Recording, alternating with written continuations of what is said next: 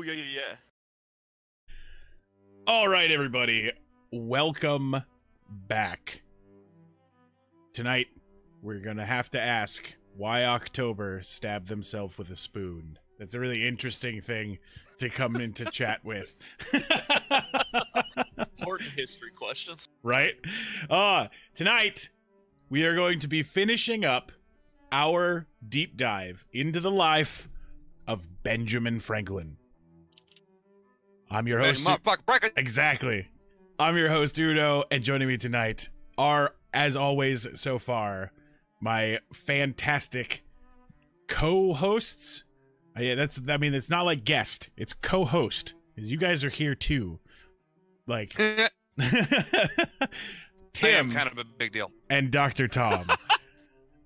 How was your guys' week off? Hectic. Same.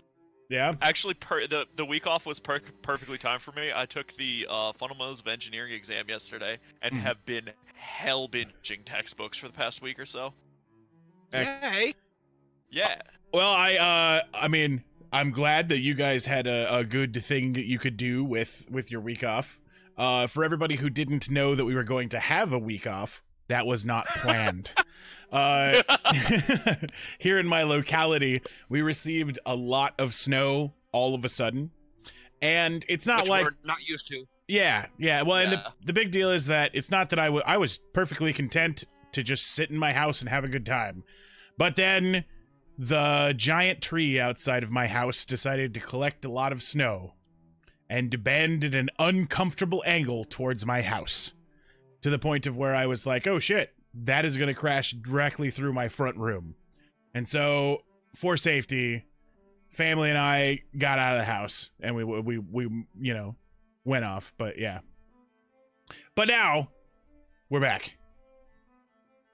And we're going to get into the world's first citizen. I mean, as in the first citizen of the world. It's been mentioned a couple of different ways, but this is the point of where Ben, as we know it, starts to become Ben as everyone else knows him.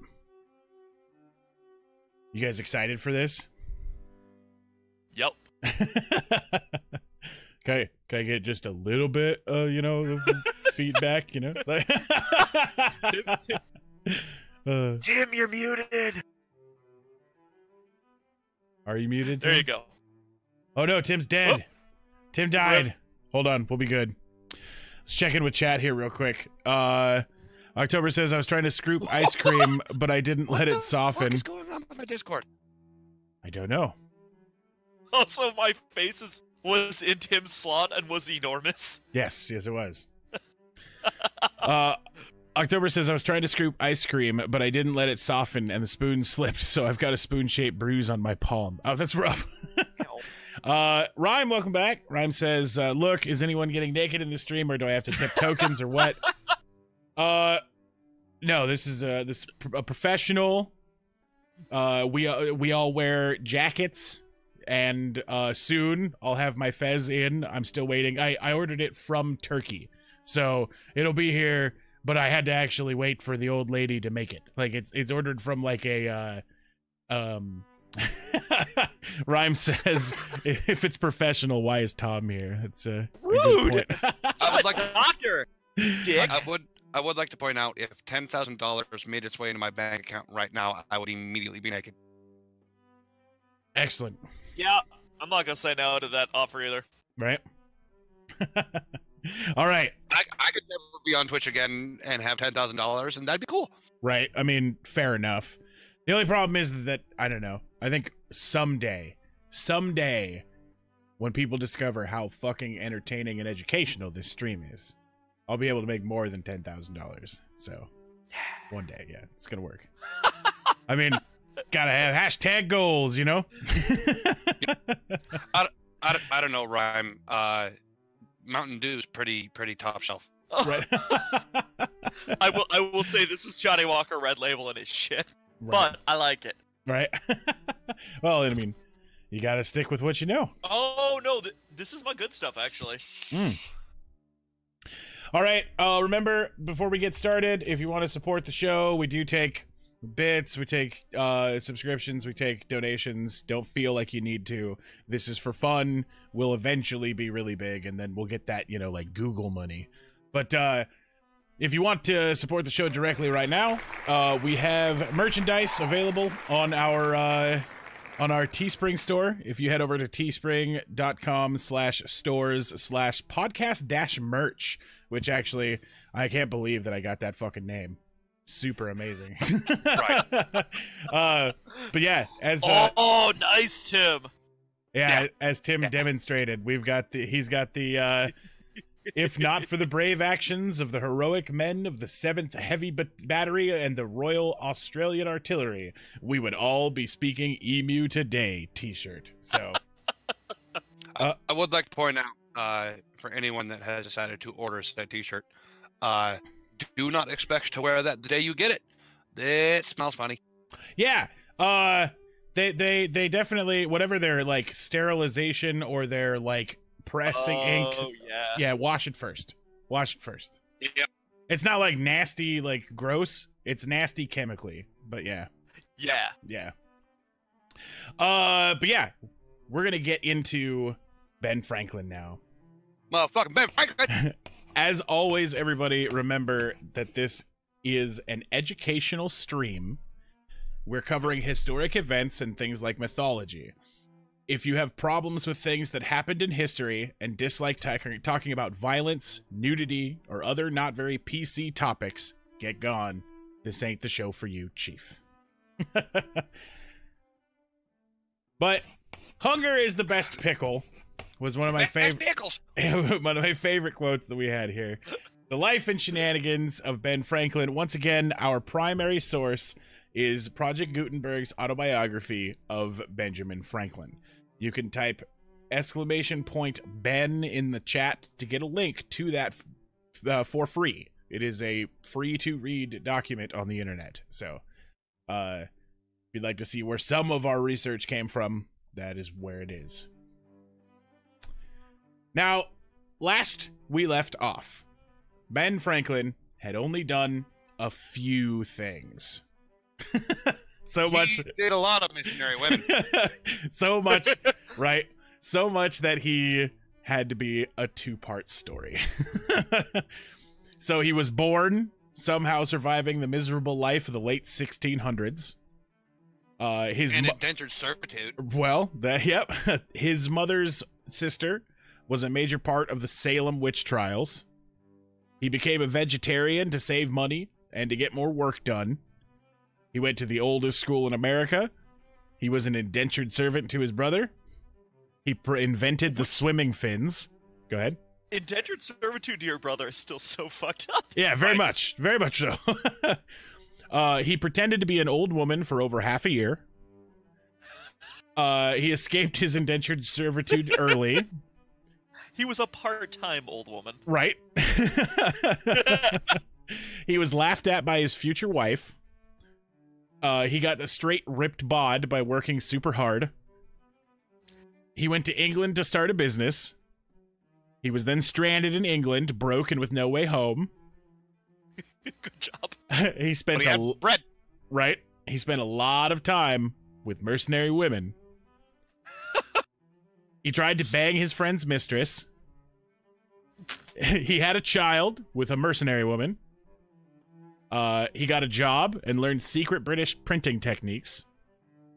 He returned to Philly and started yet another printing shop. He started a secret society.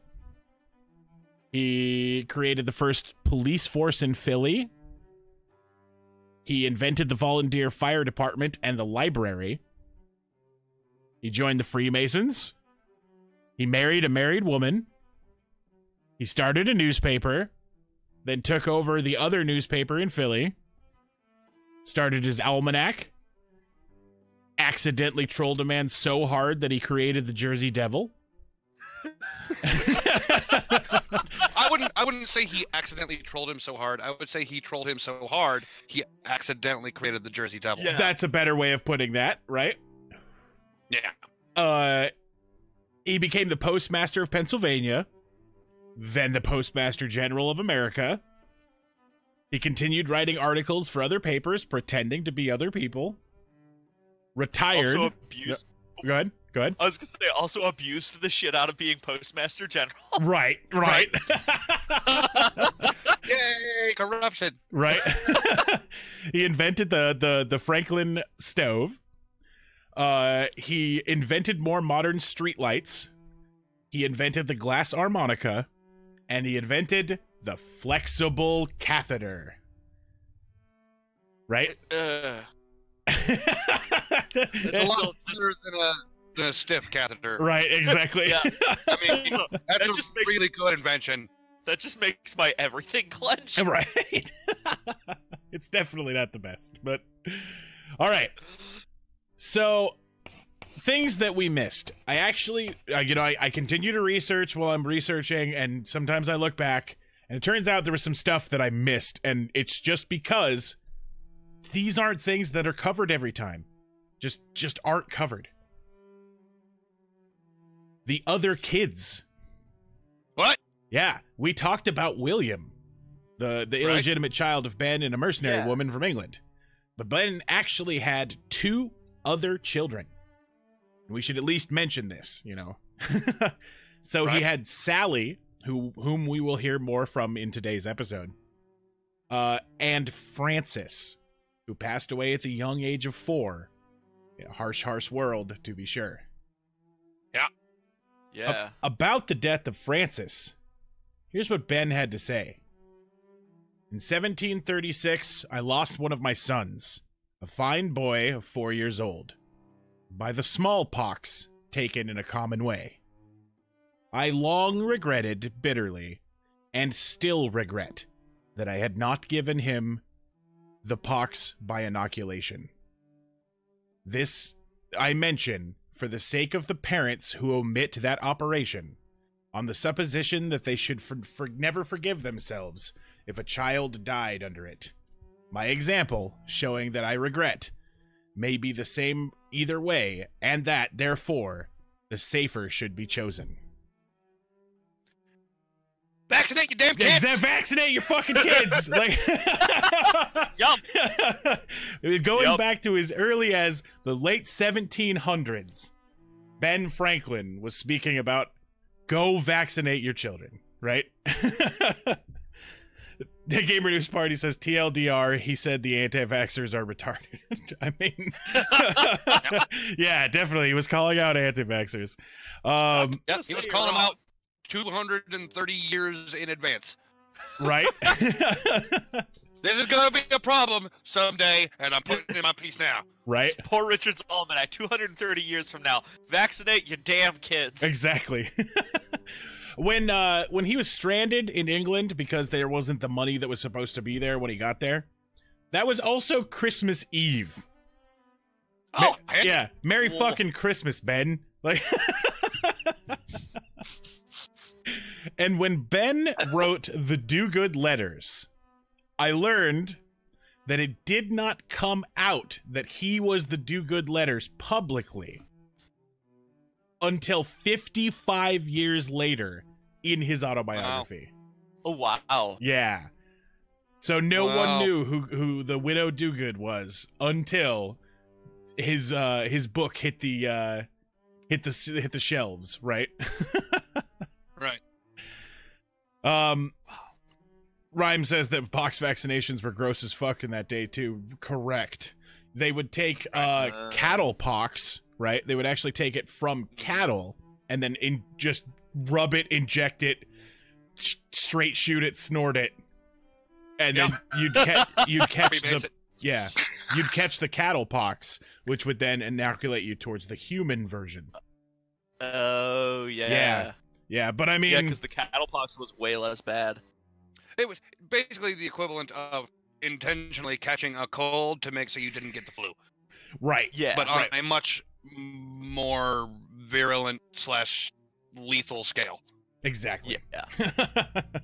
Gamer News Party says snort a vaccination. Correct. Like... I need 2 lines. Right. I was definitely being facetious, Ryan. All right. So Ben had been quite set up at this point, right?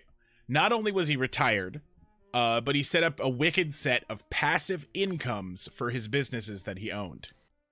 He set up by big Postmaster General. Well, he did another thing that you could probably, in this day, consider to be very, very problematic in a business sense. He set up a bunch of printing shops all over the New World. He found interested people. He found people who were his apprentices, and then he would give them the capital to start a printing business. In exchange for a permanent cut of the profits that they made. Pretty nice, right? Like, I mean, you'd get a bunch of money that way. But it also helped that he was the premier source for all of the things that you need to run a printing business. Right. Paper, presses, ink, all of that you would have to buy from good old Ben. So he was well on his way to gaining a monopoly if he wanted it. Pretty much, but I mean, it was just all of these independent businesses that were creating their own prints. Yeah. They would print whatever they wanted. He was just making a cut off everything. Right. What I'm saying is, instead of giving them the capital and whatnot to start up their own business, he could have just opened his own, and therefore had a monopoly across the nation. But he didn't. But he much rather would just have no one say, "Oh, you're fucking around," and no, they're just all like, "Oh, it's just Big Ben, the printing guy," you know. Yeah. He helped set up economy, or this little economy in places like Charleston, Barbados, Newport, Woodbridge, all over. What were you gonna say, Doctor? I was thinking if they could take the money and then get their parts from whoever. I don't think it's an ethical conflict. Right, they could. But if he's like, but there was no other sources. Right. And he took high advantage of that. Eventually, other people would create sources, but I think the problem that gets to me on it is not so much the fact that he was the supplier and whatnot. It's the fact that, hey, here's the thing, to get your business up and running, you owe me $50 a month for the rest of your life. Or the rest of the life of the business. That's a little iffy for me. The chat is discussing logistics on whether or not pants are required in order to speak to Dr. Tom there. They're not. Right. I have been in business meetings on the phone without pants on many times. Right. Professional attire, as we like to call it. So we're going to dispel a few myths here about one of the most famous things that everybody associates with Ben Franklin. Yeah. Ben and the kite. And the key, and the fact that it never happened. It did happen. Oh. So I didn't think it did. Right. All right. Educate me. So here we have a picture of white-haired, old, fat Ben Franklin. With his kite and key. Oh, we've got some thank you very much weird for... guy named M. Magnees. Dr. Tom, thank you very much for that subscription. Yeah, I appreciate it. I said something in chat and realized that I didn't have my Twitch Prime badge and was like, wait, why the fuck don't I have that? Because you're a hooker. Hey, rude. We appreciate it very much. Jay Caterpillar, we are covering Ben Franklin Part 2. So, he is also joined in this picture by his young son, right? Which one? The one that didn't die. The one that didn't die, right? That would be. This would be. Look like 4. Right. This would be his son. His son William, and there he is in a thunderstorm, attempting to discover electricity. Now, when I mentioned Ben Franklin and the fact that he discovered electricity, does this image sound and look correct? No. Are you just guessing that because you're sure that that's what I'm gonna go with? Well, for me, he looks too old. Excellent. Mm. Right. And can you figure out what's Also- wrong with the phrase that I said? Discovered electricity? Mm-hmm. Very Well, much there's so. that. Also, did he ever actually have regular contact with William? Oh yeah. Oh yeah. Did he? Okay. Yep. He after he married Deborah, they then adopted William, and he raised William as his own from that point forward. When Ben discovered electricity, as many people put it, it had already been long discovered. In fact, Yeah. Did he discover that? Oh, yeah. well, yeah. In fact, it was so common that electricity was used as a parlor trick. Using static charge generators, they would store electric charges in what was called Leyden jars. They are typically jars that consisted of glass jars with metal foil cemented to the inside and outside of the jars, and a metal terminal protruding through the top of the lid that made contact with the inner foil, which was essentially a super primitive form of a capacitor. Yeah. Right. What Ben did was prove that lightning is electricity. That is what I was going to say. Yeah. Which set the world on fire. Because at that time, the church was so strongly involved in everything from politics to home life that this flew in the face of God. It was yeah. Wait, how so? It was It was no longer divine power. Right. It was common knowledge at that point that lightning was a punishment to sinners. If your house was struck by lightning, you were doing something that angered God. Oh. Right. In the same way that Zeus had his lightning bolts in the Greek Yeah. pantheon, Yeah. Christian God had that for a long time too. Right. Speaking of which, I can't wait till we do a Greek gods episode. That's gonna be fun. Oh yeah, there'll be some amazing shit Or, like, for that. The Greek gods year of episodes. Right? Right. Yeah, exactly. The church was going to play some games, for sure. By proving that lightning was just an electric charge, by flying his kite into the atmosphere and observing the charge was generated on the string, by seeing the fibers in the string separating as the charge built, the kite was never struck by lightning. That was not a thing. Like they show in all the cartoons for how kids learn history and stuff like that. You know, it shocks the lightning and he has like a jar with the key in it. Key was literally just fucking tied to the string. And all it did was allow it to build a charge. And then the string was starting to, like, you know, static electricity separate. And he was able to develop his lightning rod system, as we talked about in the last episode, which allowed man to then prevent punishment from the divines. Right. Yeah. So, this accomplishment... Gotta hit my house with no lightning bolt! Right? This accomplishment, after it was independently confirmed by another scientist in France, was the one thing that rocketed Ben into the hearts and minds of people all over the world. If Ben was to be compared to Elvis Presley, this was his Heartbreak Hotel. Right. Right. This cemented him as a scientist among the people.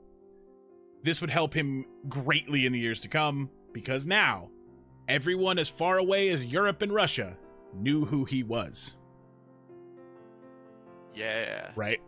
He's motherfucking Ben Franklin, who he is. And and secondly, as you had guessed, this picture shows old Ben with his young son. With the other one. This picture is way more correct. During the experiment, Ben was only in his 40s, and his son was 21.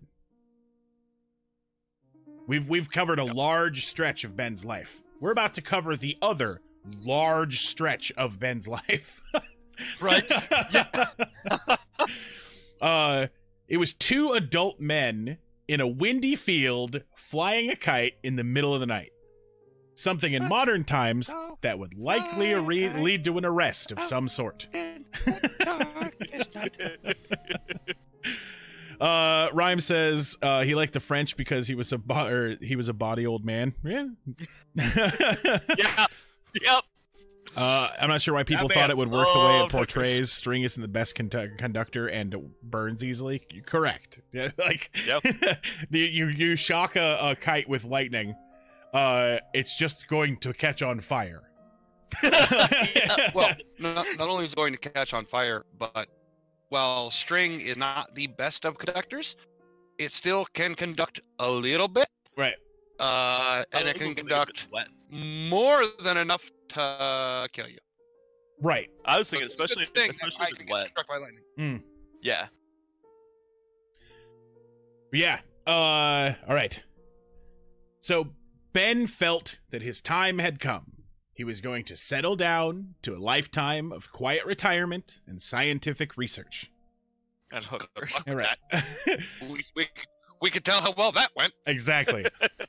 Pennsylvania, on the other hand, had other ideas and a problem that they need solved. You see... Pennsylvania's like, we need a BAMF. Where can we find a BAMF? Correct. You see, William Penn, who was considered to be the founder of Pennsylvania, had just recently passed. And his heirs were refusing to pay taxes on their vast holdings. There's a lot more to that story, and we may cover William Penn and the legacy of Pennsylvania in the future, but we do not have time to get into that. It is pretty deep. Just gonna let you know, they owned most of Pennsylvania, and we're not paying taxes to the rest of Pennsylvania. So it was because Penn owned it? Right, because their dad owned Basically, it, essentially. This is my state. I ain't paying shit. Right, exactly. They owned... It's for me. It's Pennsylvania. Right, exactly. That's why it's Pennsylvania, because William Penn founded it. Holy shit. It basically means basically means Pennland, like William Pennland. And yes, I totally like mentally immediately went to the Penn Island jokes, but no. Right. So, but this issue with the taxes went all the way back to England, because William Penn was granted this land directly by the king. And and it was now under dispute. Fuck you, King George. Right? So the Pennsylvania Assembly sent the best known American to Europe to handle the situation. Motherfucker Ben Franklin. Right? And this is where, once again, Ben comes to live in London. It was supposed to be a quick trip, but it turns out that it's going to be 17 years with one quick stint back in Pennsylvania. Ben asked if you've reversed your house. I still got the Christmas tree, too. Right, it's pretty close. All right.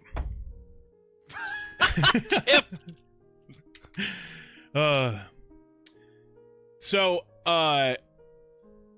Ben would often write home to his wife, and he would apologize to her and his children about having to be gone for so long.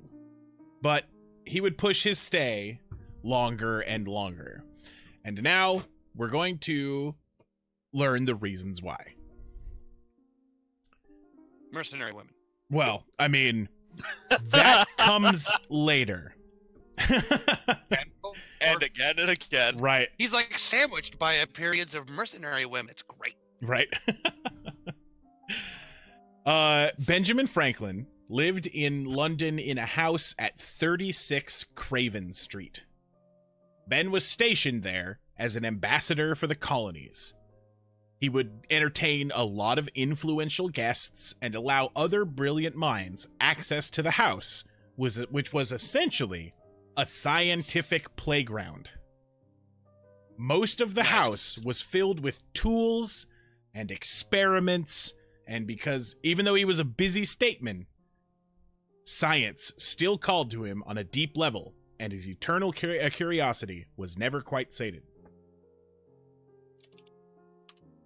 Nearly 225 years later, after he lived in that house, the house was about to collapse. A plucky group of historians called the Friends of Benjamin Franklin rescued the home and began renovations. They were seeking to turn the house into the museum where they would honor old Ben. What they found when they started working on the basement shook the tabloids and brought out the tinfoil hats as accusations of Ben Franklin, the serial killer, hit headlines across the globe. For those of you, awesome. Right? For those of you who have watched a few of my other shows, the Skeptalk Live news show, we once did an episode on Was Ben Franklin a Serial Killer? Was Ben Franklin a serial killer? If you'd like a really full look into it, you can go back and check that episode out. But for a quick spoiler, a month into the work, a human thigh bone was found in the dirt floor of the basement. Over 1,200 over 200-year-old bones were found in a pit that was dug in the basement that archaeologists and police excavated. So you might ask, where did these bodies come from? Grave robbing? Well, Triple seems to know what he's talking about, or they're talking about. October is definitely on a little bit on the right line, and Rhyme is a little bit on the right line.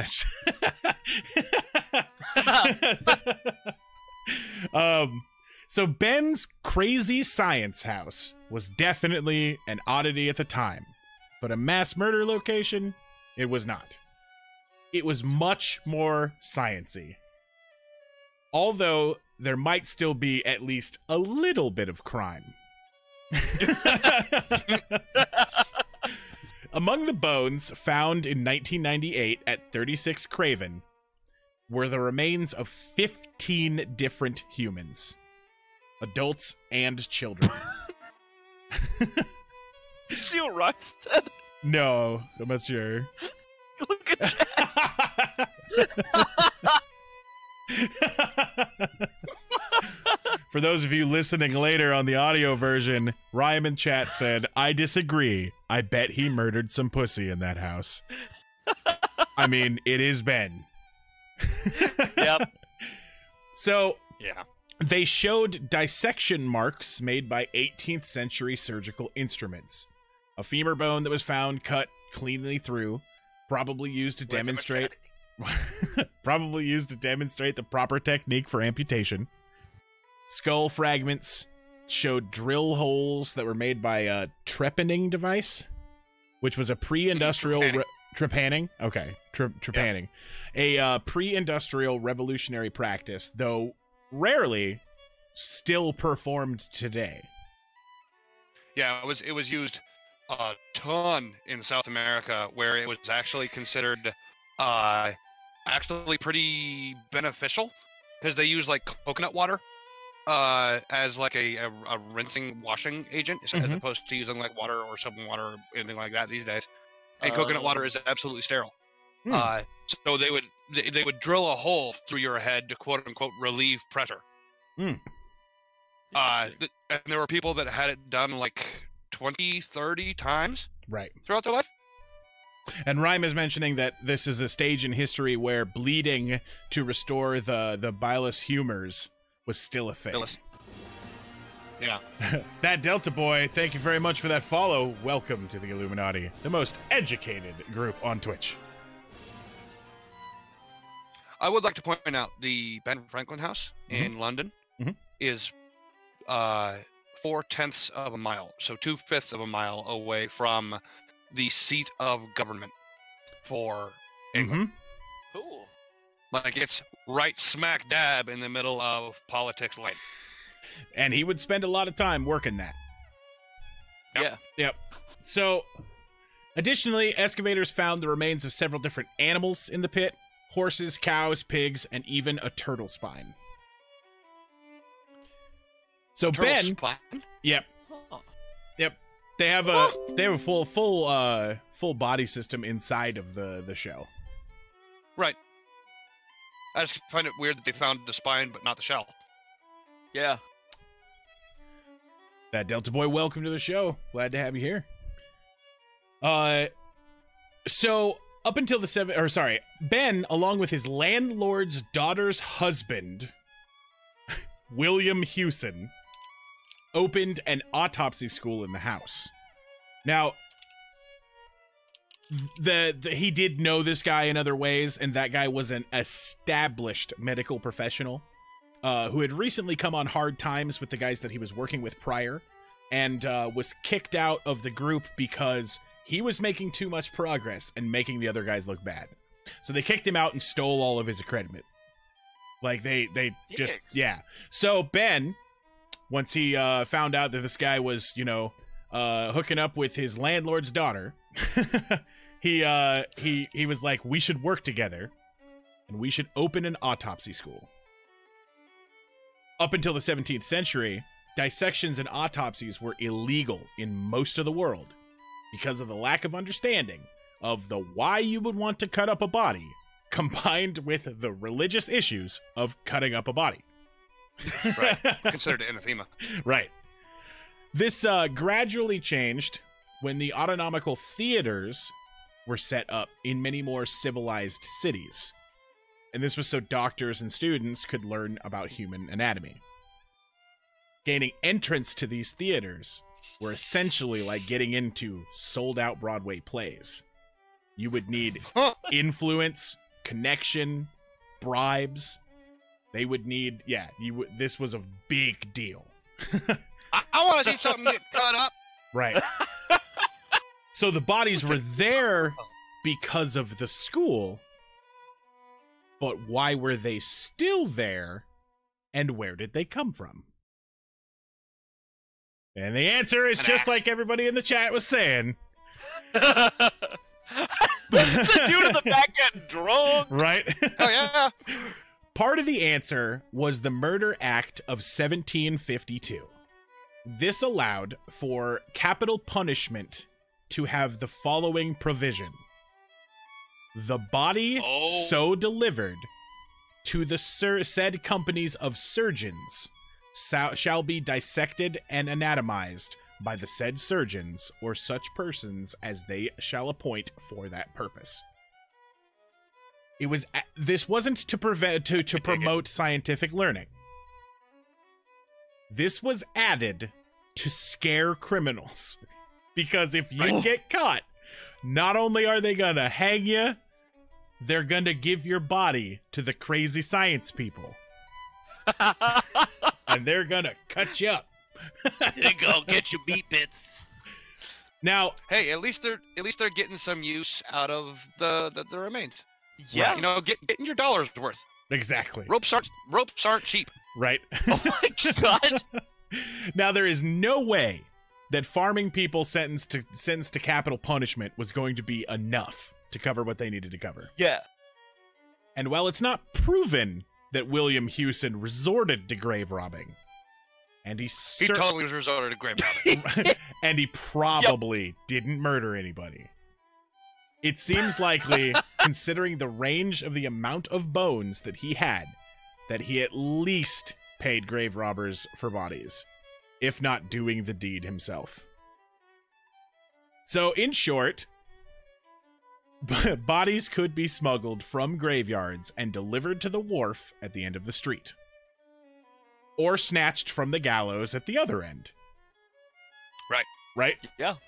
And when he was done with them, he would just bury whatever was left behind in the basement, rather than risk having to sneak them out for disposal and possibly being caught and prosecuted for dissection and grave robbing. Yeah. I like the idea. Gamer news party. Right, that Ben it was Franklin actually Jack the Ripper. right. Hey, prostitutes, mercenary women. Right. We have a correlation He's here. he's familiar. He knows their habits. Yep. As far as how involved Franklin was with these illegal dissections and the anatomy school, there's no evidence in either direction. It's even possible. In his house. Well, it's even possible that Franklin had no idea that anything technically criminal was being done at the school in the house, though that's a bit of a stretch. It's technically possible he didn't know. What are you guys digging a hole for? Right? No, this is Ben Franklin. Of course he knew. I'm just a dog. I just dig holes. This was Ben Franklin, and he was like, "Carry on, my son, carry on." Yeah. You're doing it for science? Perfect. Exactly. He did know the work that Hewson was doing, and no doubt was well aware of the practices to supply medical professionals with the bodies that they needed for their work. No. Anyway, while in London, Franklin received an honorary doctorate from the University of St. Andrews, Scotland. Hey, good job, Dr. Frank. Ripping up all those bodies. Here's an honorary doctorate. Right? Thothspocket, thank you very much for that follow. Welcome yeah. to the Illuminati, the most educated group on Twitch. So Chad has demanded dog repeatedly. We get the dog. I know. We should auction this off. How many bits for dog? I don't know what a bit translates to. 1 penny. In real money. It's 1 penny. $5? Well, I'm going to let you know that a lot of streamers do a standard $1 for dog things. Do you have a treat to give the dog as well? I'll give her lots of rubs. Excellent. All right. 100 bits for dog. 100 bits for dogs. I will whore out my dog, right? My dog is a mercenary woman. Excellent. No, actually, Lulu is an absolute little mercenary for food. Fun fact. The body-stealing grave robbers that stole corpses for scientists were called resurrection men. That's fucking cool. Triple C 36, thank you very much for that follow. Welcome to the Illuminati. Free dog. I have a good dog. You have a neurotic dog. Right? I do, but she is also about the sweetest and just, God, she's so cuddly. When I was there. I would force my dog on the stream, but it's literally holding 65 pounds in my lap. It's fucking this thing difficult. weighs 13. Right. Yeah, Jeffrey's a big boy. Yep.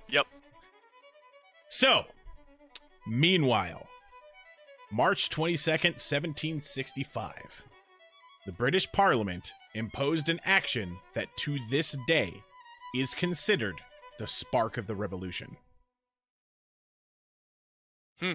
The Stamp Act. October has given 50 bits. Thank you very much for that. I appreciate it. Yeet. Somebody's got to pony up the other 50. Y'all still owe me 50 bits. Oh, there we go. Tom. Yeah. The Ghost of Mario has donated $1. Ever give cash before, One cat dude. for dog. There we go. 1 cat for dog. Thank you very much for that. We appreciate it. All right. Bless. The Stamp Act. A new Fucking tax, step back. right? Was imposed. Fuck you, King George. Right? This is where we get to start to be, feel all uppity as Americans, because we won this war. America. So, a new tax was I need to imposed. go get freedom fluid. We go get what? I need to go get freedom fluid. Right? A new tax was imposed on all American colonists and required them to pay a tax on every piece of printed paper that they used. Oh, that pissed Ben Franklin off. I bet. I'm sure. From ship's papers to legal documents to licenses, newspapers, other publications, and even playing cards were taxed. That Delta Boy, thank you very much for that subscription. Welcome to the Inner Circle. Enjoy your Skeptok Eye emote. I appreciate you. Can we get some eyes in the chat? I was just gonna spam them. Yep. Oh, so Vinua said, "Oh snap! I can subscribe with my Amazon Prime subscription." Yeah, if anybody Correct. doesn't know, if you're not already using your free Twitch Prime subscription, you can sub to a stream every month for free if you have Amazon Prime. Yep. The only but to that is if you have Amazon Prime Student, you only get 1 month total. After that, you don't get a Twitch subscription anymore. I did not realize that. Well, and the student one is much cheaper than Right. Yeah. I'm paying like $7 a month for the Amazon Student Prime. Right. Yeah. And I get practically everything else that I would get out of Amazon Prime, except my Twitch subscription only lasted a month. But you can always download the Brave browser and use their attention tokens as free ways to tip streams like this and many others. I just thought I'd bring that up. That was definitely. I know that voice. Right. All right. So proof of payment required a stamp. So that's where it gets its name. That Delta Boy, tell Darren hello for us. Thank you very much for dropping by. The Stamp Act was not well received. And this is where the phrase, no taxation without representation, was born. Riots were in the streets. Boston was the hottest of the flames. Colonists were calling the act tyrannical, and people began to question their loyalties. And the loyalties of Ben Franklin. At this time, William Franklin, Ben's son, was the royal governor of Pennsylvania. He was installed after Ben negotiated making the colony a royal colony in the wake of the heir of Penn situation. Even though, at that time, he was not the representative of Pennsylvania anymore. He lost his re-election by a mere 25 votes. But due to his influence and the fact that he was in England and his son was in charge, that was all the evidence that they needed, and rumors began to spread that Ben was the mastermind behind the Stamp Act. Not good old Benny Franklin. Right? Oh, also, couldn't he have been like, hey guys, guess who runs a business that uses a fuckload of paper? Yeah, very possible. This spurred Franklin into action. He launched an ambitious campaign to repeal the Stamp Act. He worked tirelessly, and at first, he was ignored by the nobles and the politicians. But his persistence and the heat from the colonies eventually led to a confrontation in Parliament. And the fact that it's motherfucking Ben Franklin. Right. Sorry, I'm gonna be doing that all night. Just No, kidding. I mean, at this point, I mean, like it's very well said. I mean, he never sat down for anything. He right. Yeah. He was a very outspoken individual. Yeah. Right. On February 13th of 1766, Ben Franklin stood in front of the gathered members of Parliament to debate the repeal of the Stamp Act.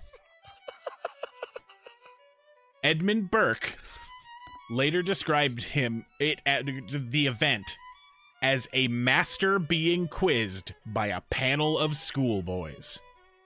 Oh my god. Edmund Burke was a British a British politician. And so he wasn't like a colonialist or anything like that. He was definitely, at that time, he was a British politician. What was going on? What was the laugh? I feel left out. Rhinoceros, his He's a funny boy. choice of words there was really good in the terms of, and that's why South Carolina roads are like driving across cheese and waffles. Right. Yeah. And that made me lol real hard. Right. Over 4 hours and over 170 questions later, Franklin was finally getting to argue his case. At this point, Franklin was still very much a man of the Empire. He did his very best to solve this amicably between Britain and the colonies. He stood in front of England and chastised them for looking at Americans as foreigners, and that they thought of themselves as Englishmen. And they would support the crown. God save the Queen! Right? And they would support the crown if they didn't feel abused, just as any other Englishman would. God save the Queen, but fuck King George. Right? Hey, that's treason. Right? We're still British at this point. We gotta maintain our platitudes. I'm Colombian. Right. October says that we really romanticize early America, but it was just as messy as today. Very correct. Oh yeah, totally. Even more messy, probably. Right. Within weeks, the Stamp Act was repealed. However, the same day, Parliament then passed the Declaratory Acts that asserted that they had the British government control and free and total legislative power over the colonies. Right. British troops were then moved into Massachusetts. They were stationed there in citizens' homes at the cost of the colonists. And they were there to enforce British rule and make sure that the colonists fell in line. Right? Yeah. What started as a simple snowball fight led to the deaths of 6 Boston colonists at the hand of English troops. Wow. Riots and demonstrations broke out like wildfire. Yeah. Culminating, finally, when protesters headed to the harbor and dumped chests of British tea into the harbor. These chests of tea on the 3 ships included 240 chests of cheap black tea, 15 chests of superior cheap black tea, 10 chests of superior black tea, and 60 chests of green tea. All 342 chests of tea were dumped into the Boston Harbor in protest, destroying all of it. Of the 300... What? You also have to remember that tea was very expensive at the time to get shipped across the ocean. Right. The 342 chests of tea would have approximately made 19 million cups of tea.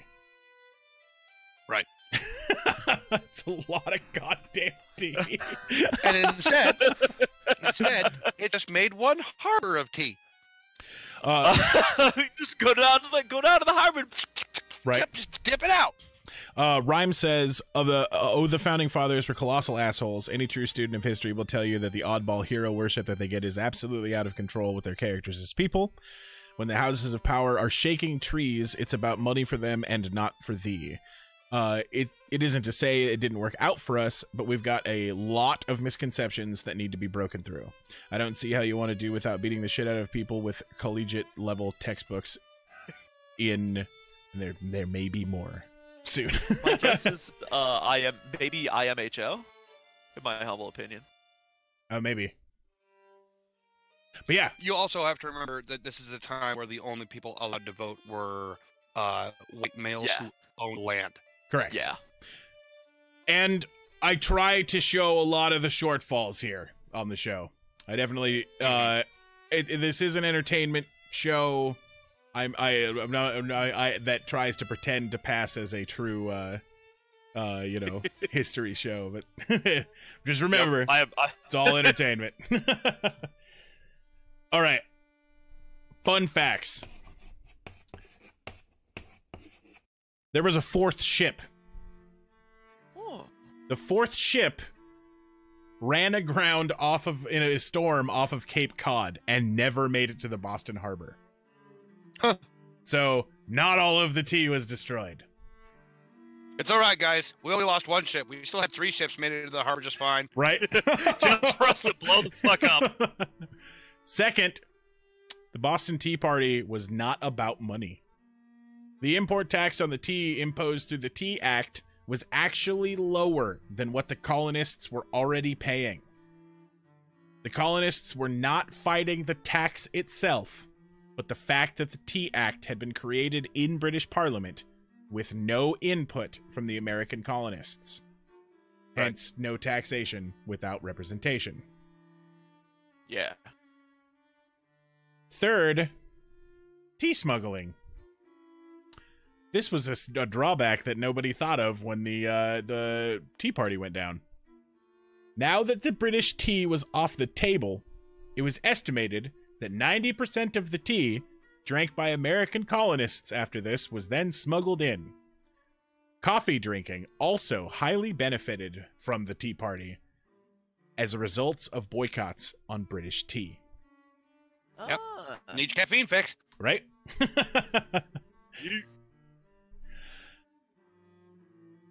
Who dat? I'd like to introduce you guys to Thomas Hutchinson, the Royal Governor of Massachusetts. Welcome, Thomas Hutchinson. When the Assembly in Massachusetts reached out to Franklin to be their representative in England, because he was already over there, he's already famous, he's already been in front of Parliament before, they're like, hey, help us out too, right? Hutchinson blocked the appointment. Fuck you, Thomas Hutchinson. Right? Great, I reject this man as a Tom. Right? Franklin greatly opposed the sending of more troops to Boston. But he was told by those in power that they were sent there directly by Hutchinson's request. In 1772, Franklin acquired a packet of letters written in the late 1760s by Hutchinson and other colonial officials, from which he concluded that Hutchinson had mischaracterized the situations in the colonies, thus misleading the Parliament. He was saying, wasn't all that bad for these people over here. Whereas the Parliament would then say, oh, well, these taxes shouldn't be all that bad. Fuck you, Hutchinson. In the letters, Hutchinson also suggested that the colonists' English liberties should be abridged. Fuck you, Right. Right. I need a time machine so I can go back in time and kick his ass. Exactly. We can go back. Sounds like that boy needs a dose of freedom. Right. But if he weren't a jackass, we might not have the revolution, and then we might not have America. It's true. It's true. So Franklin I'll got make these. that shit happen, too. Right. Franklin got these letters back to Boston, where they were then published, Uh-oh. and the public rallied in an outroar. Right? No. Don't let the guy with his hands on basically every printing press Right. in the United States get his hands on any documentation you don't want to see printed. Just to let you guys know, Ben didn't actually do the printing for this one. He actually wanted to keep it secret and have these notes passed around influential members of like the revolutionary cause, right? But one of them was just all like, fuck it, put it in the paper. And Right. yeah. And you'll see why here in a second. So when Hutchinson arrived, the people of Boston quickly created a petition to have Hutchinson removed, and they asked Franklin to present that petition to the king. When Hutchinson arrived to defend himself, the British powers' focus shifted to what traitor leaked these messages, as opposed to Hutchinson's tyranny. That was a man that was loyal to the crown, right? He needed it, right? Franklin tried to keep his anonymity, But eventually, when one of his good friends was named as the primary suspect, Ben stepped up and took the blame. What a bro. Right? For as much bullshit if we've shown him do, like trying to have sex with his best friend's mistress, you know, like... Whatever. He didn't put a ring on it. He didn't put a ring, exactly. On January 11th, and I want you guys to remember what happened here. It becomes really important later. On January 11th, 1774, 6 days before his 68th birthday, Franklin was called to the Privy Council in London. The tone was docile, and he thought that the summons were going to be the council considering the petition to finally replace Hutchinson. On January 29th, a few weeks later, Franklin appeared in the Cockpit, which was named so for the cockfights that occurred there during the reign of King Henry VIII. Fuck you, King Henry! Right? Alexander Wedderburn, the Solicitor General, spoke for the government. Wedderburn was a competent, ambitious Scot who could bend with the political winds in the service of the king. It was said that he had something about him which even treachery cannot trust. His demeanor in public was usually cold and detached. They always pick the best looking dude, like, to portray this guy in all of the like little videos that are made about this part in Ben Franklin's life. It's just this angry looking Scotsman, and they put one of the wigs on him, and it looks just I'm like, yeah, no, I don't want to go up against that, right? The meeting was well attended by distinguished people, mostly sympathetic to the government's position. Although Franklin did have some supporters, including Edmund Burke and Joseph Priestley. Wedderburn spoke for over an hour, not about the merits of the petition or about the letters, not about the merits of the petition, but about the letters, Massachusetts, and Franklin's character. Fuck you, Wedderburn! Right? Wedderburn said, private correspondence hitherto been held sacred and has been forfeited, and Franklin has forfeited all the respect of societies and of men. He will henceforth call it libel to be called a man of letters. Oof. Those words are piercing if you are a man like Franklin. Uh-huh. Yeah. Right. What Wedderburn didn't know was that he was going against motherfucking Ben. I don't know. That's still some pretty savage diss. You're about to learn that Tim is correct. Okay, fair. Motherfucking Ben Franklin. Right. So Wedderburn declared, with a sly reference to Franklin's experiments with electricity, that he stands in the light of the first mover and prime conductor of this whole contrivance against the Majesty's governors, and accused Franklin of the radical coterie in Massachusetts and spreading sedition. Through it all, Ben Franklin stood completely still, showing absolutely no emotion, and conspicuously erect, without the smallest movement of any part of his body. Now, that's a quote, right, that was said. That it's fucking hilarious, because we all immediately imagine that he's flying full flag, right? Like, just... Right. He's just rock hard. It is Ben Franklin. Right? I gotta find me a mercenary one. His unchanging and tranquil... his unchanging expression was tranquil. His dignity and forbearance made him the strongest presence in a room full of powerful men. After the teardown, Wedderburn declared that he was ready to examine the witness, and Franklin replied that he did not choose to be examined. After the chamber was cleared of spectators, the Privy Council turned down the Massachusetts petition.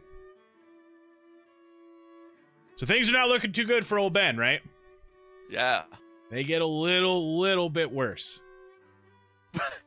Well, fuck. Over the next, 3 slides. It's fucking terrible. Franklin was then stripped of his position as the postmaster. This action was the breaking point. He was furious. Yeah. His character had been attacked. His work for conciliation was ignored. His contributions to efficient government in the colonies was dismissed. From then on... And then he lost his free newspaper delivery. From then on, Franklin was no longer a man of the crown and would work for American independence. This was the point where he actually shifted. When he left that privy chamber, he entered it a man of the crown and left an American.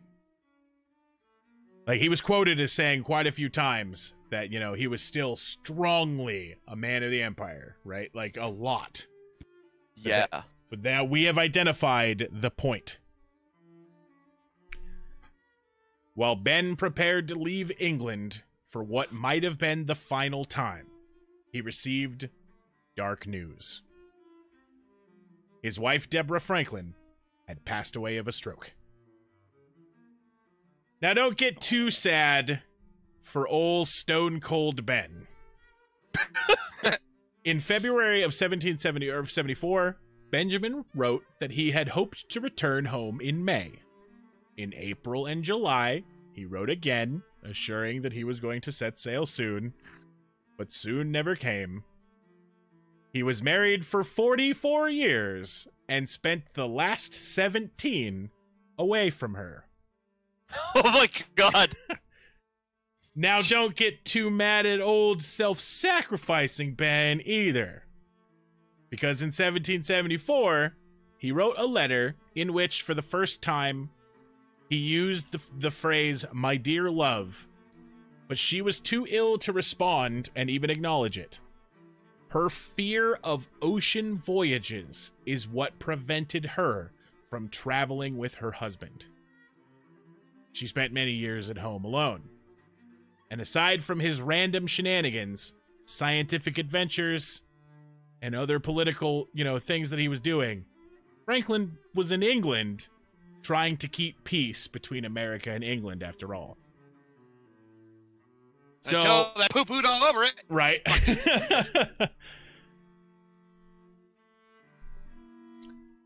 He returned to Philly to a new home that he had never been inside. Oh my god. Yep, that she had built for the two of them.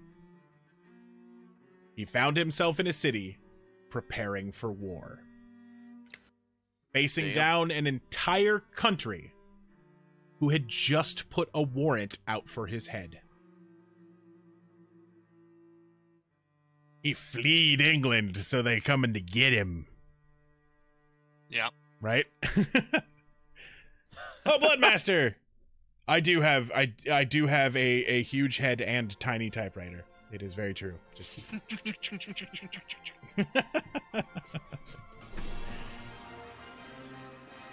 Lurklord, welcome to the Illuminati, the most educated crew on Twitch. I appreciate that follow. All right. Now this is the part that everybody knows. Yep. Yeah. Timur Caplius, thank you very much for that follow. I appreciate that follow very much. Welcome to the Illuminati. Oh, it's Tamaric Peleus. I apologize for that phrase there. And I don't know if it hasn't come up yet, but Lurk Nerd, thank you very much for that follow as well. So everybody knows this parts, but I might have a few tidbits that you may not know. Cool. Ben was put into a 5-man group. The Committee of Five of the Second Continental Congress was a group of 5 members who drafted and presented to the full Congress what would eventually become the American Declaration of Independence on July 4th, 1776. Quick, Tom, Tim, chat, can you name the other 4? Nope. I ain't a history dude. I have a couple of ideas, but they're just guesses. Shoot a couple of them. That's fine. John Hancock. No. Jefferson, Paine, possibly, although probably not Paine. Yeah, really the only one that really comes to mind is Jefferson. Jefferson is correct. Washington? Tamarick was correct, saying Jefferson down there. No, Washington was just a military man, Right. basically, at this point. So Thomas Jefferson, the representative from Virginia. John Adams, representative of Massachusetts. That was the other one. That's the other one I was trying to think of. Benjamin Franklin, representative of Pennsylvania. Betty Frank. Fucking Ben Frank! Roger Sherman, representative of Connecticut. Hmm. And Who Robert the fuck is Livingston, representative of New York. Again, who the fuck is that? Right? Those 2 of the 5 members responsible for your freedom. Right. Well, I'm an ungrateful pleb. On June 21st, after they finished a draft of the and incorporated some of the changes from Adams, Jefferson had a copy delivered to Franklin with a cover note far more polite than editors usually receive today. "Will Dr. Franklin be so good as to peruse this," he wrote, "and suggest alterations with his more enlarged view of the subject." Franklin only made a few changes, but one of them was really important. Using heavy backslashes, he crossed out the 3 words that Jefferson's phrase was, "We hold these truths to be sacred and undeniable," and changed them to read, "We hold these truths to be self-evident." So, those words, responsible, Ben Franklin. Right. Right. A man of science is not going to say something is sacred. He's not also going to say something is undeniable. Right. Fun fact, after they finished the Declaration, Hancock warned that they all must hang together now. To which Ben replied, "Indeed, Correct. we must all hang together, or most assuredly, we shall all hang separately." That's pretty good. Yeah. Pretty awesome words. Yeah. Yeah. It's almost like he's a wordsmith. Not so fun Word fact. bully. They were gonna ban slavery, but they didn't. Boo. Phenomenon, They're- welcome. Thank you very much for that lyric. I appreciate it. The biggest reason they didn't ban it is because they would have lost a significant amount of support from Yeah. Right. So Oh, I know. They needed the South. Jefferson wrote in his autobiography, "Of the 2 deleted passages in the document by the main Congress when they presented it." So there's 2 passages that were straight removed by the Congress when they got the draft, right? Mhm. I'm gonna fuck this word up real good. Surprising no one. The pusillanimous Pusillanimous. idea that we had friends in England worth keeping terms with haunted the minds of many. For this reason, those passages which conveyed censuruses to the people of England were struck out, lest they should give them offense. The clause 2, reprobating the enslaving of the inhabitants of Africa, was struck out in compliances with the South Carolina and Georgia, who had never attempted to restrain the importation of slaves, and who, on the contrary, still wished to continue it. Our northern brethren also, I believe, felt a little tender for these censures. For though their people had very few slaves themselves, yet they had been pretty considerable carriers of them to others. So, it's not just the South. Yeah, it was kind of the whole country at the point. Right, slave traders in the North also. But the Council it really of wasn't Five... until the start of the industrial... Right. I was just going to say, the Council of Five felt it necessary to put a clause in the Declaration of Independence that banned slavery. Right. So, some of our forefathers are pretty good, you know? Twitch Paradigm, welcome to the show. Not terrible. Let's put it that way. Right, not terrible. I mean, they at least put it in there 100 years earlier than, you know. They put it in, right? No, they did a thing that they necessarily didn't have to do. They were showing that they weren't complete jackasses, but they were still landed gentry living in practically near feudal situations. Yeah, yes. They were more or less the billionaires of their time. They were the shiny pieces of shit. So, like... Right. They were the turds that actually took a polish. Right. All right, so now that they were self-declared as independent, they were going to need military arms. Yep. And there was one place that could have helped them, and that was none other than good old France. Exactly. See, France was more than willing to do pretty much anything that would stick it to the British. Yep.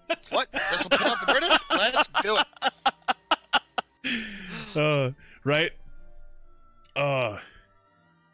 And so this was a bit of a sticky situation, though, right?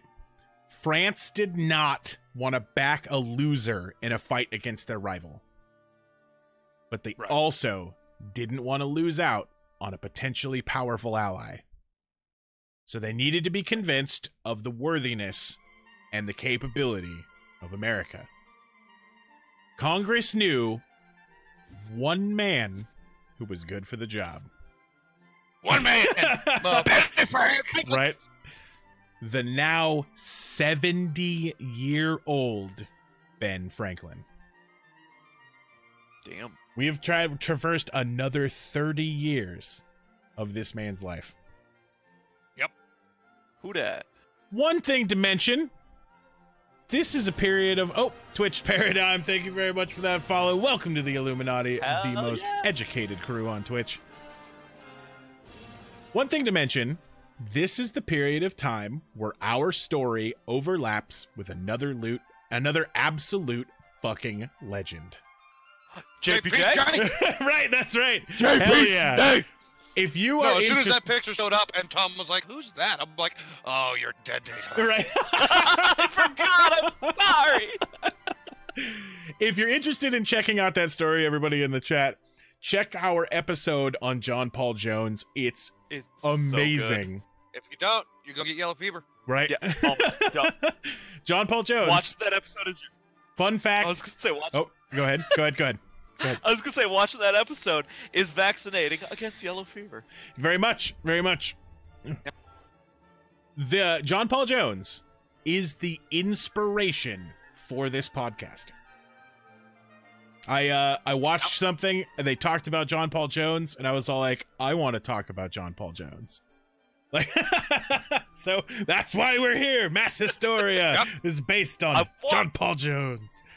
I want a WWJPJD bracelet. Right. Yeah. That'd be actually legit a WWJPJD bracelet with the little Skeptalk eye on either end would be such good swag. That would be super good. That painting is so hideous. Hey, it's French, man. So creepy. It's French. As I said, hideous. So, sorry, that was mean. You're making your history nerd wife very sad. My wife is here heckling me. Too good. All right. So Franklin met with an electrifying welcome. He was the best known American in the world, largely on account of his scientific work.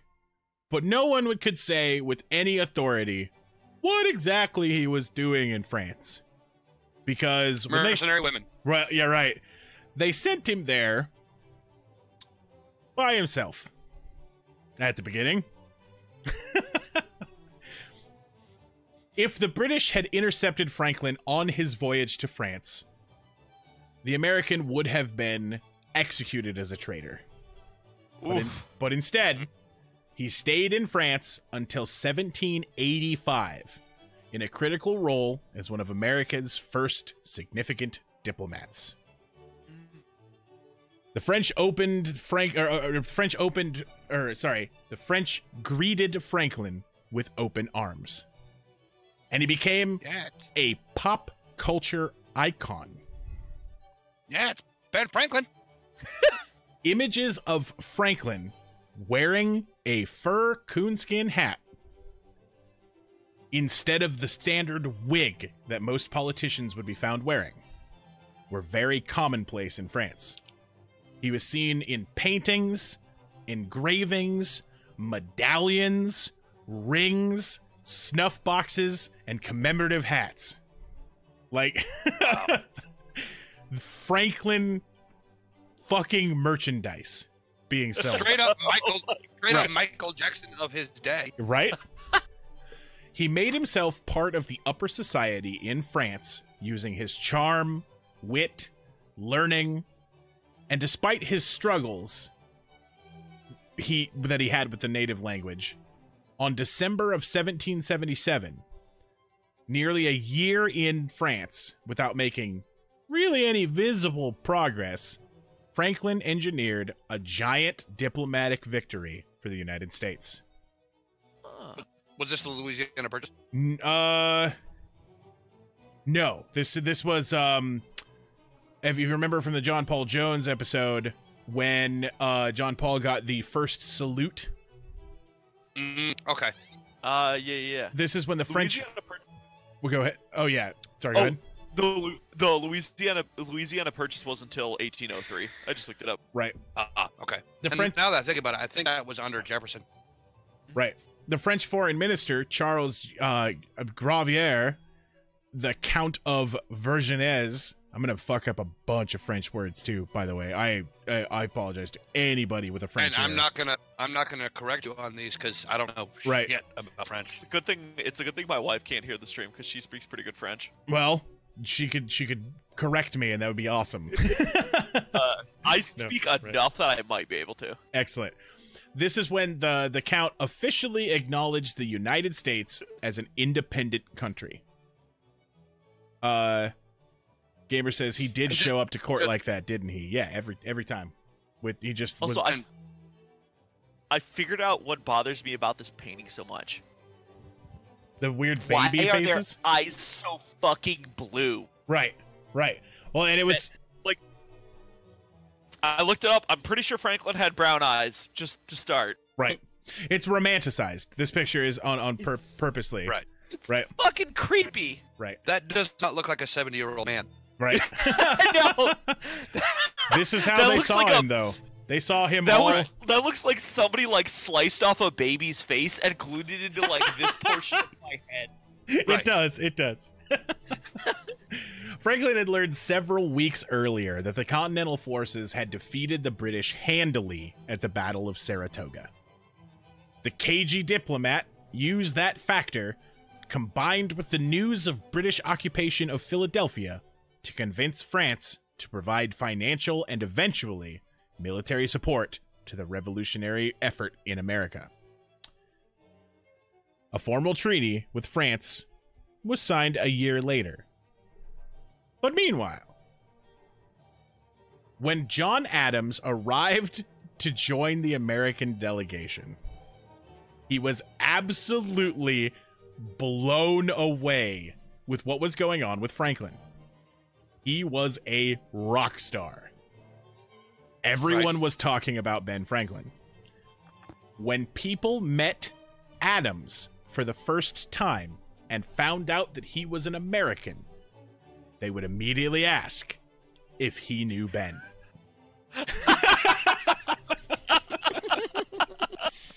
You're a man. Oh my God. Could you imagine that? Thinking that you're hot shit, and you're like, oh, I'm a fucking, politician. They're like, do you I was know? one of the 5 people in charge of making America. Oh, Monsieur, do you know Ben Franklin? I hear he likes the baguettes. You're right, exactly. And what really confuddled Adams and his arguably Puritan sensibilities was the fact that women of all ages literally battled for the attention of the portly, balding, gout-ridden septuagenarian.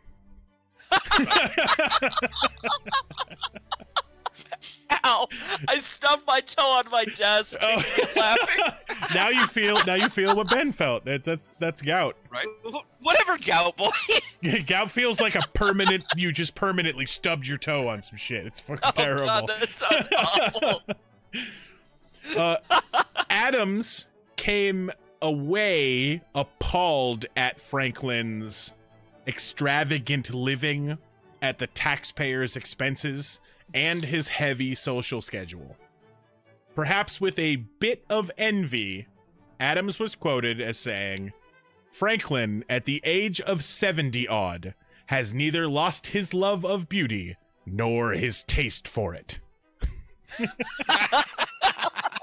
I can just imagine the vitriol in that guy's voice when he said that shit. That's a man who's super jelly. Right? Yep. At one point, after one young woman invited him to spend the night with her, he replied, "Can we postpone that liaison until the winter months, when the nights are longer?" Oh, Damn. How fucking suave is that? Oh, yeah. Oh my God. It's just like shit. Shit. My schedule's full. I am banging somebody there and there. Oh, I got this. Right, exactly. Here we go, lady. Here it comes. Oh, man. I would like to introduce everyone to Madame Brion. Madame Brion was in her 30s and considered to be Europe's leading female harpsichordist. She also played a new instrument under development called the piano. Yeah, I love piano. And she knew how to play Monsieur Franklin, whom eventually she would start to call Mon cher papa. Now, that sounds real, like he fucks, but it's not. Uh-huh. So each of them wrote more than 100 letters to each other. The most common word used in those various letters were forms of the verb aimer. To fuck. I may be fucking this one up. I literally went and watched a translation thing, but it is the verb aimer, which is to like or love. Franklin wrote to Madame Brion that there were 12 commandments in the Bible. The final two being increase and multiply and replenish the earth, and love one another. Wow. When she went away for a brief trip, he wrote to her, "I often pass your house. It appears desolate now to me. I broke the commandments by coveting it, along with the wife of my neighbor. Now, I do not covet it anymore, so I am a bit less sinful. But as to regards to my neighbor's wife, I find the commandments very inconvenient, and I am sorry that they were made." If Oh my God. in your travels you happen to see the Holy Father, might you ask him to repeal them, as having been given only to Jews and too hard for good Christians to keep. Oh my god. Oh, what a playa. Right? Oh, what a horny boy. He continually urged Madame Brionne to consummate their affair. And once even blamed her. This is a fucked up thing. This is a fucked up. Nobody laugh. This is fucked up. As I laugh. When he then once blamed her for her refusals, right, for his health issues. When I was a young man and enjoyed more favors from the sex than present, I never had the gout. If ladies at Passé had more of a Christian charity, which I have so often recommended to you, in vain, I would now not have the gout. Holy Yeah. shit! Yeah, it's pretty fucked. Right? I'm laughing at how fucking dumb it is. Right. I got gout because I got the blue balls. Right. Oh my fucking god. She eventually turned the relationship into essentially a father-daughter relationship, and Ben ceased his advances. Even Okay, though, thank God. originally, she was the one that started the flirting and the affair. So, yeah. Oh, I will say, on behalf of my wife, who speaks much better French than me, apparently the word is the amer. Amer, Amer? I could not get one to actually add the R to the end of it. They're just all like, Amer.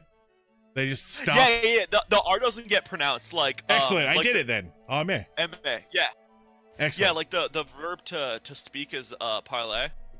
Mm. And it's spelled P-A-R-L-E-R. And Right. the R just doesn't get pronounced because for some reason the French love silent R's. Excellent. Drives me crazy. So the French expected Ben to dress like the image that they had in their head of colonials. So he did. The way that the French expected an American to dress was a coonskin hat, a beaver coat, and shoes made in America. And this helped him get noticed. In fact, Franklin was so popular in France that even today, some French citizens think he was the American president. Wow. What? Right? Franklin. Yep. I can see it, yeah. That's so... Oh yeah, no, we're dumb as shit about other countries' history. I get it. Franklin was criticized by his contemporaries for living the high life, going to balls and parties, and hobnobbing with the wealthiest of society. For Franklin to have mixed with poorer people would have alienated him from the potential donors to the American cause. Yeah, Right. I was gonna say, Right. that was basically his job, was go schmooze and get money for America. This was the eve of the French Revolution, and the public had Wow, just fuck, about fuck it. enough of the squalid living conditions, while the wealthy flaunted their money in and over-the-top Yeah. decadence. So, I mean, he could have been stabbed. That's the that kind of Yeah. story, right? Like, you could have gone down to the streets and got stabbed, right? Like, It actually turns out that the French Revolution was caused by Ben Franklin. yes. Well, the success of America directly true, yeah. influenced the fact that the French Revolution happened. So, yeah, Yeah. Ben accidentally That's fair. caused the French Revolution. I mean, The Jersey Devil and the French Revolution. Right. Oh my god, these are not comparable. right? So when Franklin finally again met with the English throne, this time in Paris, Fuck you, King George! he was this time an enemy of the crown and a representative of the winning side of the war. He wore the very same plain suit that he wore to the Privy Council so long ago. Awesome. The day that he was torn down in British court, Uh-huh. he wore the same motherfucking suit. Motherfucking Ben Franklin. The suit that he wore on the same day that he lost his allegiance to England. With the end of the Revolutionary War, Franklin successfully negotiated the Treaty of Paris in 1783. Having spent about 10 years in France, Franklin finally returned to Philadelphia in 1785 and assisted in both the creation of the Bill of Rights and the Constitution. During his later years, Franklin's health gradually deteriorated. From 1785 to 1787, he served on the he served as president of the Council of Pennsylvania. So he was a president. Yeah. But not a United States president, right? Well, I was president of my band. Right. For many years, so. I'm sorry, Mr. President. I did.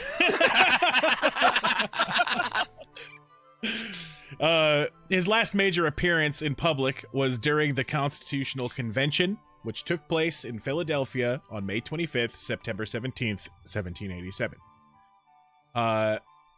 Sorry, on May 5th to September 17th. I missed the word "to" there. I just rattled off dates. Like,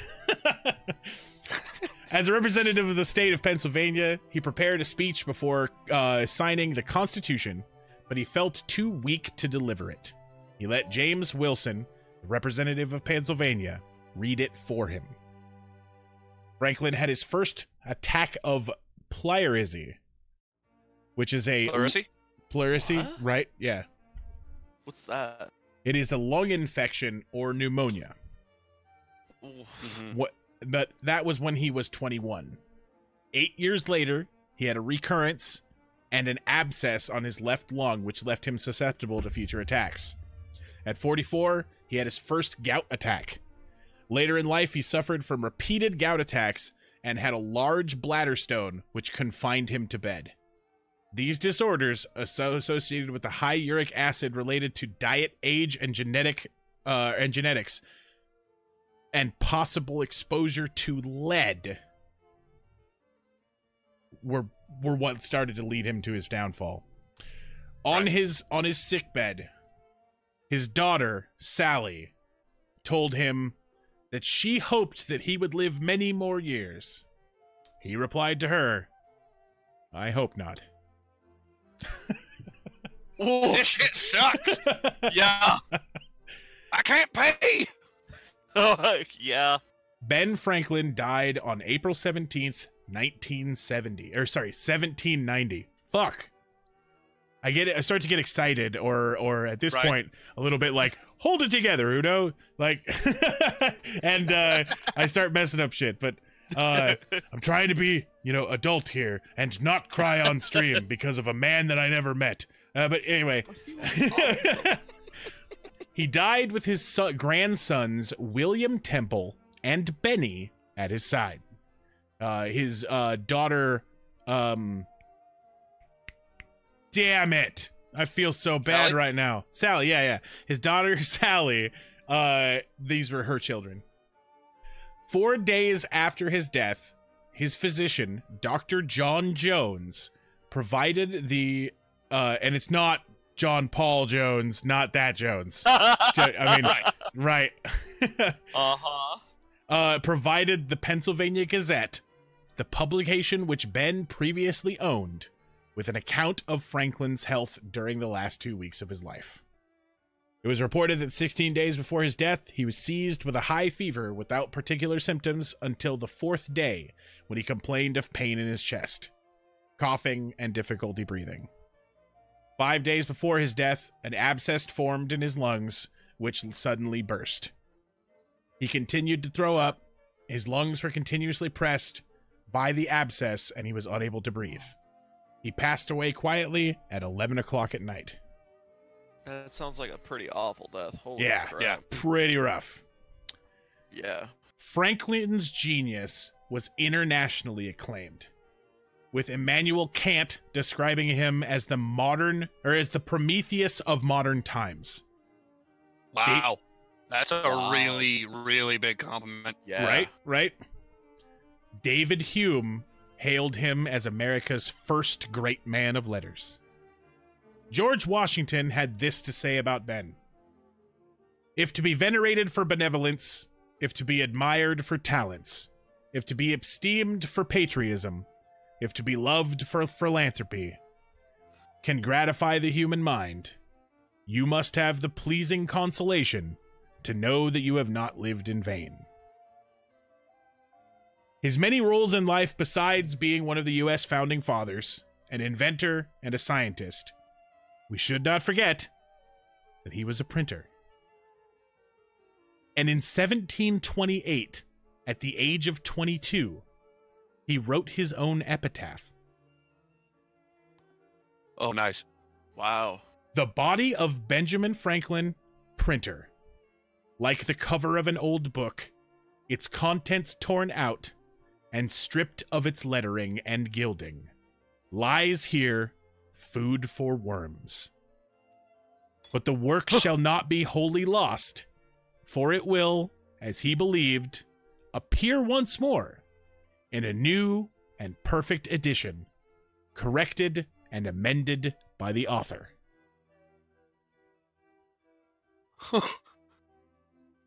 Wow. The end. That was a hell of an epitaph. Right? Imagine being so goddamn confident in yourself. To write your own epitaph. To write at your own 22. epitaph and then want to live. Use it Right. when you die in your late 70s. His grave is a very simple one. It is a square tomb in the ground that says, "Here lies Benjamin Franklin and Deborah Franklin." But that epitaph is everywhere. That epitaph Right. it's in the Ben Franklin Museum. It's also on a plaque in the same graveyard that he's buried in. It is all over. So Yeah. right. And of course, the almanac is still used today. Did Tom die? I think Tom died. We can wait for Tom to come back. Oh, Discord shit itself. Excellent. That happens. My face got real big. Yeah, this is the Big Tim show. I hope I didn't make everybody too sad, but I'm good. right, I have only one thing to say. right. Fuck King George. Fucking George. Oh my god. So what do you think? Did you guys learn a lot from that? Like, Yeah. Yeah. I definitely learned more than I thought I was going to learn. right? Yeah. I will say I am dumb as a box of rocks when it comes to history, so I always learn a lot. Right. Well, that's part of the joy of I this feel- show. I How can tell about you, you, I Jack? feel very disappointed in myself that I didn't get Adams on the Second Continental. Right, and I gotta wonder what is up with the other two. I've like never heard their names before. Yeah. I've heard them, but I think only in that context. Ed Vardow, thank you very much for that lurk. But yeah, I learned a fuck ton too, right? Which is Yeah. part of the reason I get so addicted to writing these things and just being like, yes. Did you guys? So John Hancock, what's he famous for? Signing the Declaration of Independence. Yeah. Do you know why he's famous for doing that? Because he quote unquote signed his name so large to, so that quote unquote King George could read it. Without spectacles. Right. Right? Ed Vardow, thank you very much for that that follow. Welcome to the Illuminati, the smartest crew on Twitch. Yeah, Gamer News Party says he signed it bigly. Right. Yeah, basically, John Hancock was insulting the king of the king of England at the same time as signing the thing that says "Fuck you, King of England." The Ghost Films, thank you very much for that follow. Welcome to the Illuminati. All right, so that is all that I've got for Ben, but that means it's time to discuss what we're going to discuss next week. Yes, Oh, really? Tim, did you see the picture? I did. I saw the picture, but I have no idea So who the fuck excited. they are. Next week, we're going to be discussing Izzy Einstein and Mo Smith. Who the fuck are they? Izzy Einstein and Mo Smith were prohibition officers. I don't want to give too much away, Oh. but their history of busting people during prohibition is like a fucking comedy script. It's Right. so fucking funny. I'm looking forward to it. I have no idea. All I know about Prohibition, other than they banned booze, is pretty much that apparently one of my great uncles got rich as fuck bootlegging. Well, Oh yeah, so the prohibition, while attempting to discourage the use of alcohol, basically did exactly opposite while making criminals extremely rich. Yep. We did a thing earlier on the Valentine's Day massacre with Capone. That's where he made all of his money, is bootlegging alcohol. Oh yeah. right. But this, Izzy Einstein, just a really quick thing. He was a postman, and all of a sudden, Following the good old steps of Ben Frankie. the government was like, we need prohibition officers. And Izzy thought, hey, that sounds fun. And that's how the Ghost Films, thank you very much for that host. I appreciate that very much. Unfortunately, it is the end of the episode. So Yeah. I apologize for that, you know. But as always, we'll be back next week, same time, 9 p.m. PST, 12 p.m. EST. And that episode is going to be so fucking funny. And I don't even have to do anything. Just tell you guys what happened. It's just... Right. You guys will get to hear the phrase, I've got bad news. You've been arrested. Again and again and again.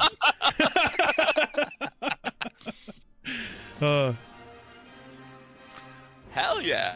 Stooges, welcome to the Illuminati. Thank you for that that follow. Welcome to the most educated What's up, team Stooges? on Twitch. The Ghost Film says, Yeah, Rip, hopefully I'll be here for the next stream. Joined at the end and was interested. Yeah, it's a lot of fun. We learn, we dive way too deep into things that your history teachers never told you. So Thursdays at 9 o'clock Pacific Standard Time. Yep. Yep. All right, let me roll the outro here. Yeah. Roll that beautiful beat.